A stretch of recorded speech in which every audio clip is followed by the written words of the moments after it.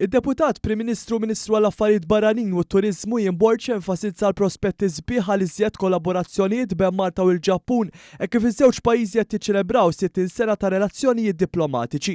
Il-ħamis filgħodu Malta u l-Ġappun iċċelebraw dan l-anniversarju storiku waqt jum Malta fl-Expo 2025, il-fira dinjija li l-pajjiż Asjatiku qed jospita din is-sena fil-belt ta' Osaka.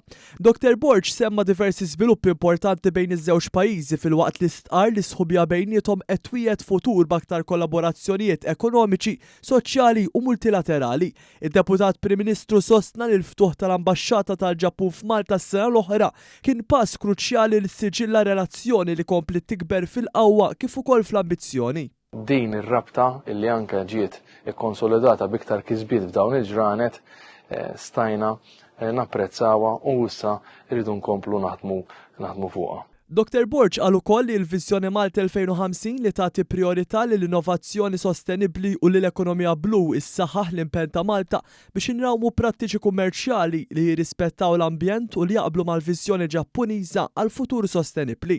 U għalaqa wkoll il-kollaborazzjoni li għaddejja bejn l-Istitut għall-Istudji Turistiċi ta' Malta l-ITS u l-Università Internazzjonali ta' Cope fil-Ġappun, kif iż-żewġ istituzzjonijiet edukattivi qed jaħdmu flimkien biex itejbu l-kwalità tal-edukazzjoni dwar it-turizmu u l-ospitalità.